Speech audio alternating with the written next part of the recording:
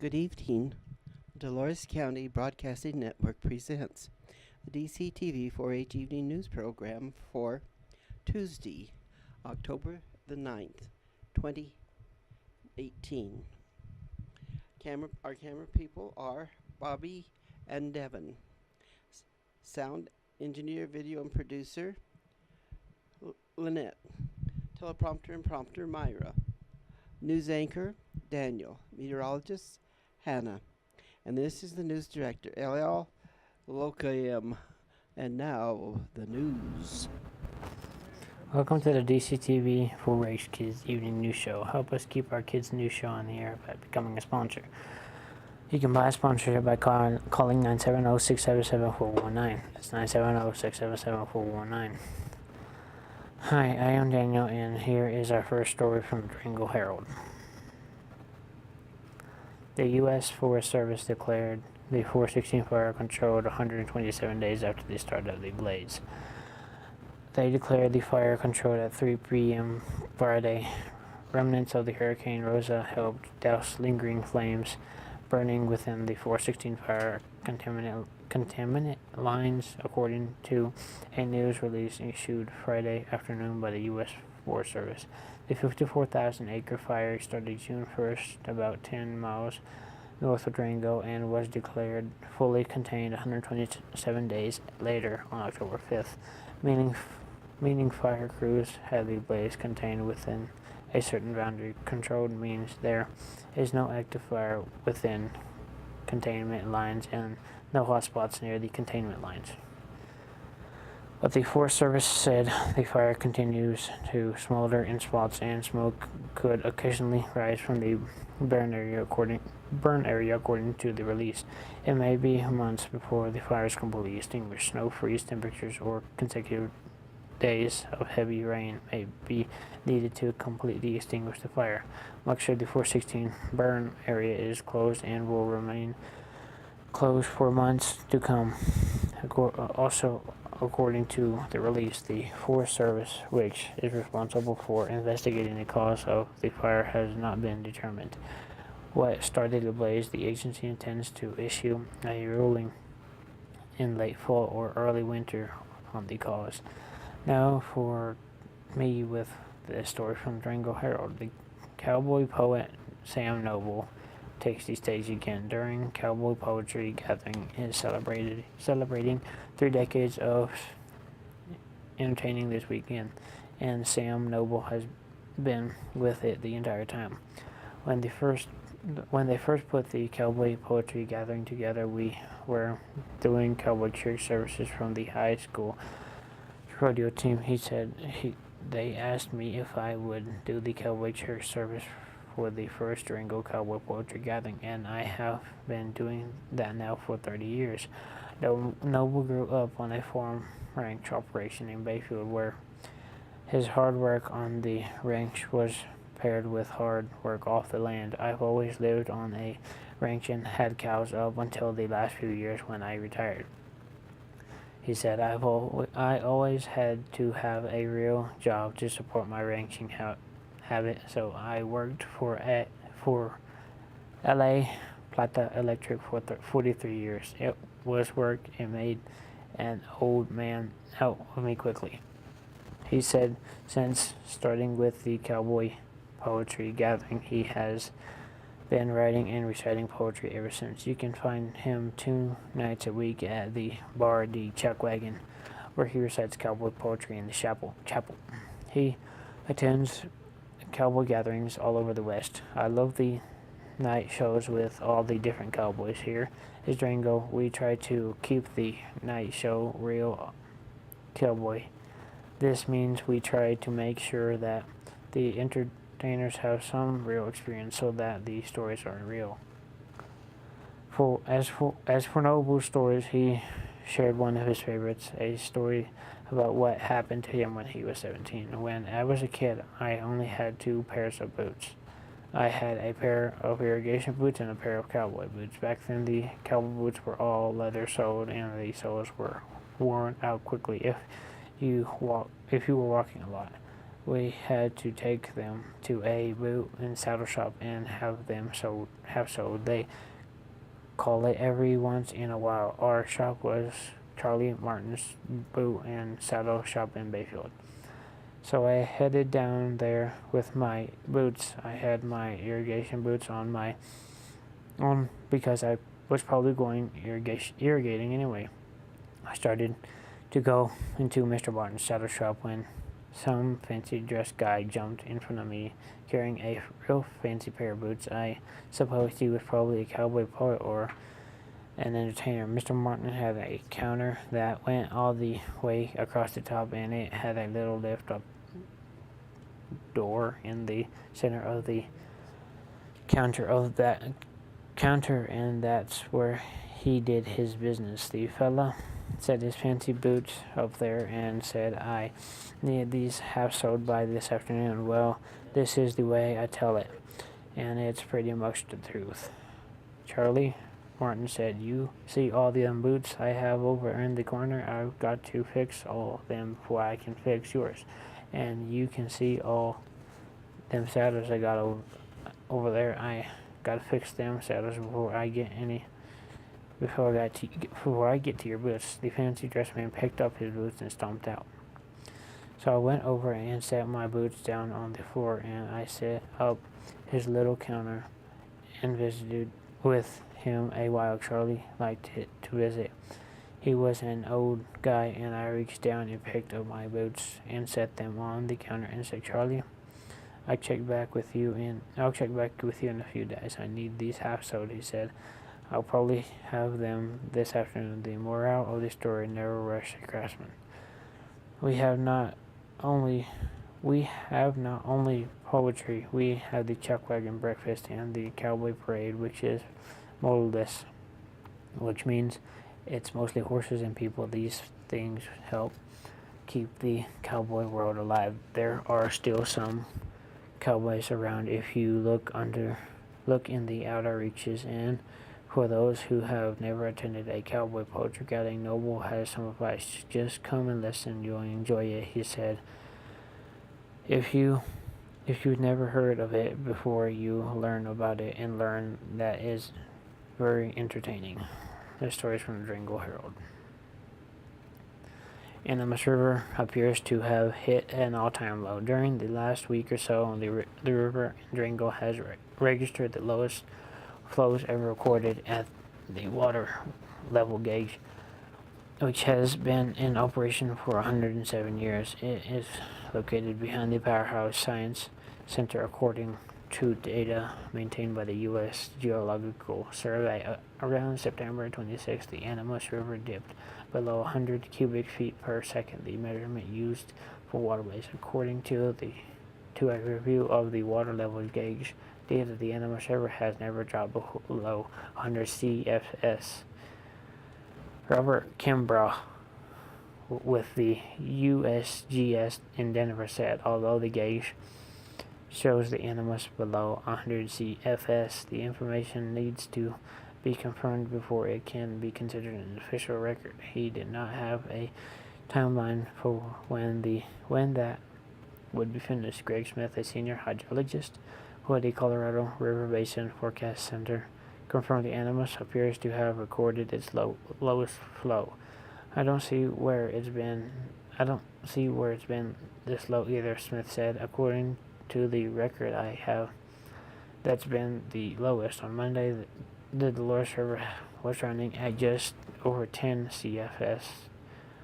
By Wednesday, after a couple of days of rain, the river was about 65 CFS.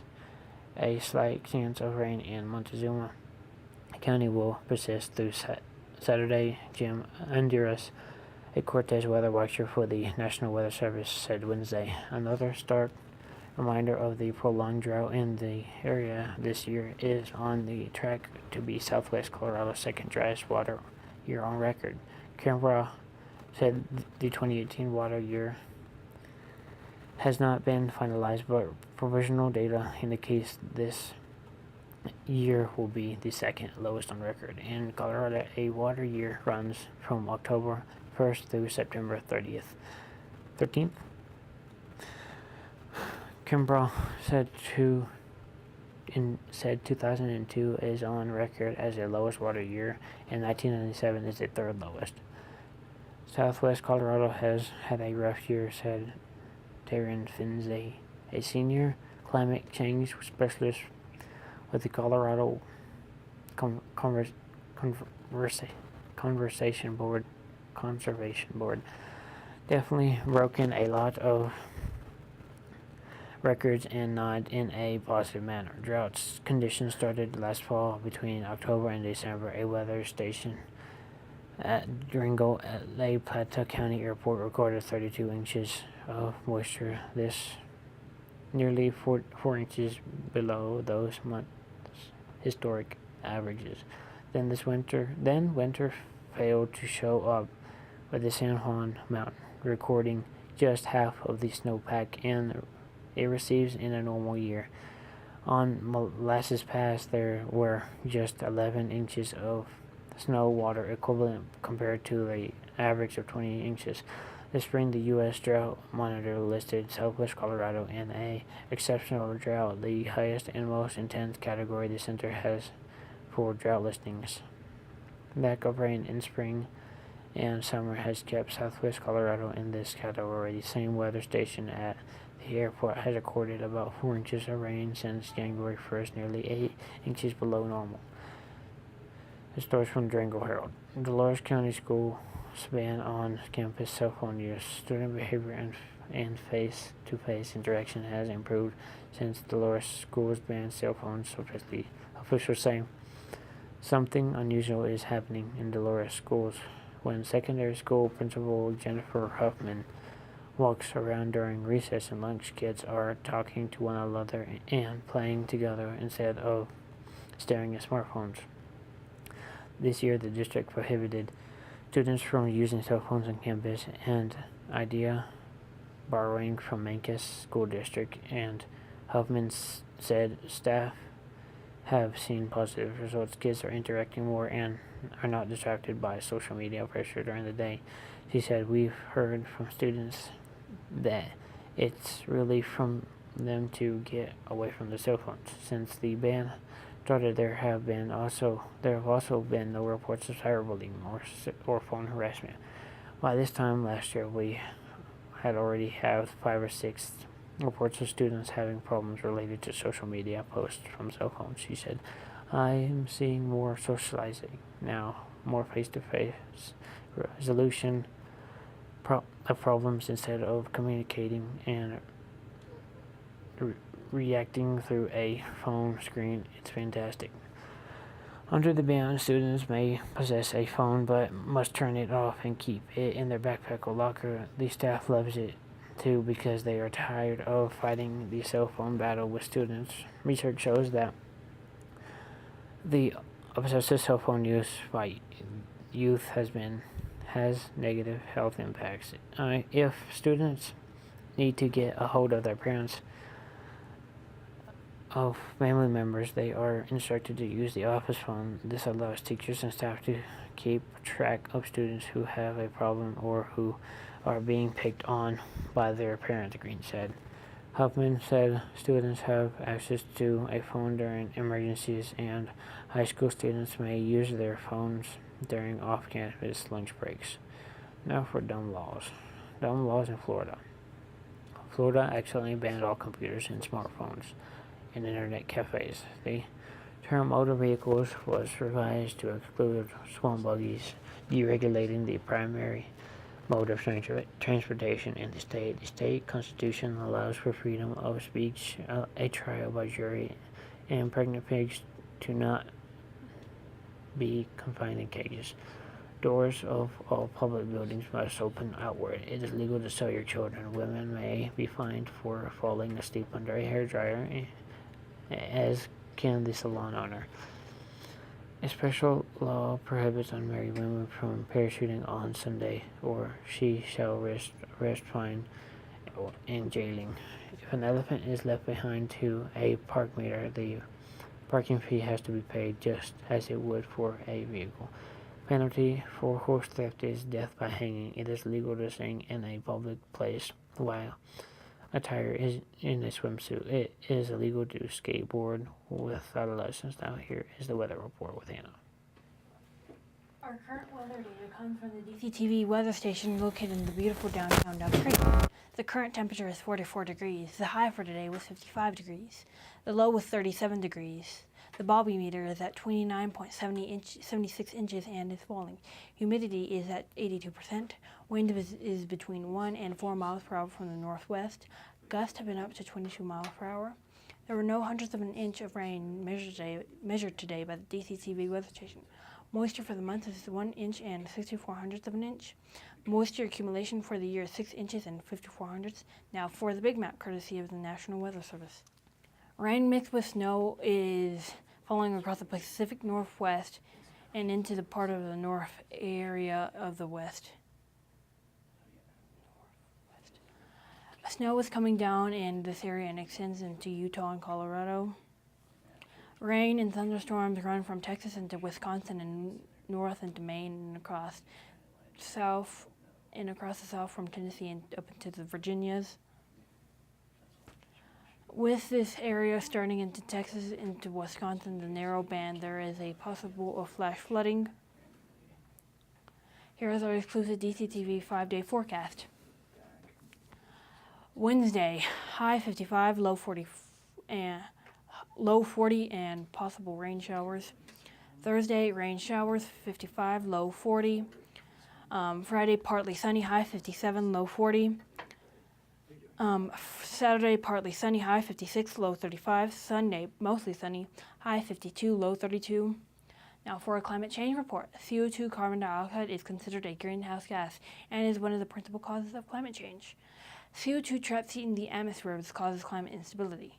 The result is significant variations worldwide of moisture and hot and cool temperatures, but the general climate trend is that the planet is slowly warming. Therefore, it is important that we report the CO2 weekly change. These following are the CO2 numbers in parts per million.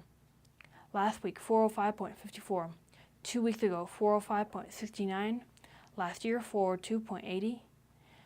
10 years ago, 383.02. 50 years ago, 320.25.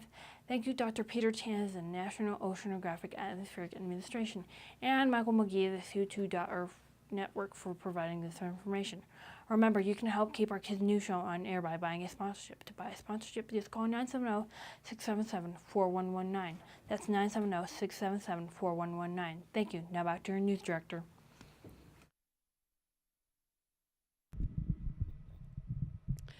And that's the end of today's DCTV 4-H news program, except for one note dedicated to our fearless leader, Mr. Dan Fernandez. His New York Jets, I see, finally won a game. They beat the poor Colorado Broncos.